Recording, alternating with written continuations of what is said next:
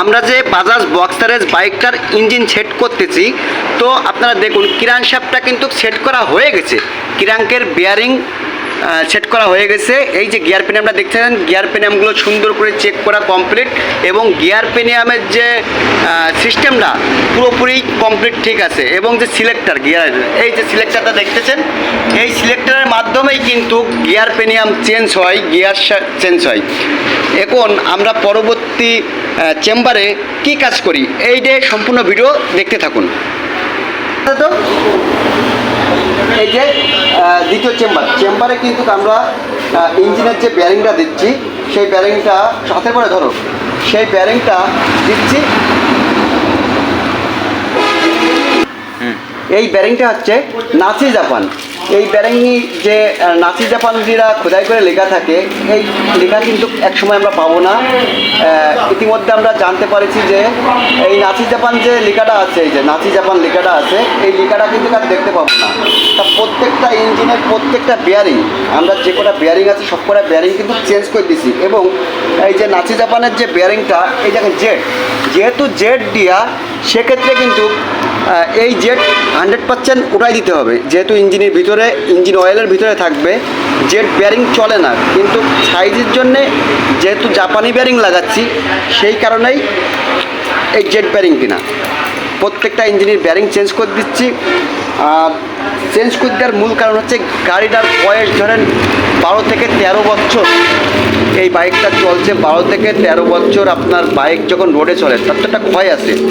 তো পুরাতন ইঞ্জিন যখন খুলেছি, তখন প্রত্যেকটা বেয়ারিং চেঞ্জ করে দেয় আমার হিসেবে নিয়ম।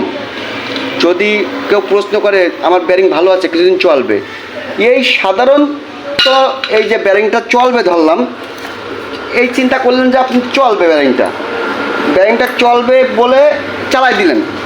এই বেয়ারিংটা কিন্তু দেখা যাচ্ছে কি যে 6 মাস চলার পরে আপনার এই বেয়ারিংটা নষ্ট হয়ে গেল, তখন কি হবে? তখন আপনার বাইকের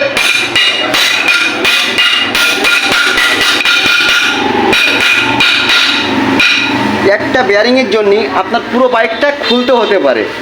এই কারণে কিন্তু ইঞ্জিনের সব কয়টা বেয়ারিং চেঞ্জ করে দিচ্ছে আমরা।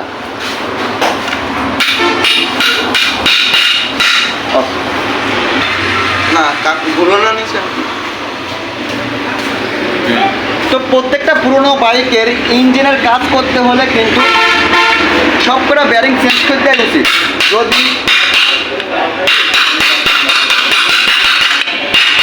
যদি ইঞ্জিনের এই বেয়ারিংগুলো সব চেঞ্জ করে না দিই, তাহলে দেখা যাচ্ছে কি ইঞ্জিনের ব্যাক সাউন্ড হইতে পারে, শা করে আওয়াজ করতে পারে, খ্যার করে আওয়াজ করতে পারে। এই কারণেই কিন্তু বেয়ারিংগুলো চেঞ্জ করে দিচ্ছি। আটা ব্যবহার করতেছেন কি কারণে? প্রশ্নটা ঠিক আছে। এই ইঞ্জিনে এই আটা ব্যবহার করতেছি কি কারণে? এটা হচ্ছে সিলিকন আটা বলা হয়। এই ইঞ্জিনের মেন চেম্বারে যেহেতু প্যাকিং থাকে না, গ্যাসকেট বলি, প্যাকিং বলি, অনেকেই অনেক রকম বুঝি, সেই প্যাকিংটা থাকে না। এই কারণেই এই ইঞ্জিন আটা আমরা ইউজ করি। বোঝা গেছে কাকু? হ্যাঁ। অল্প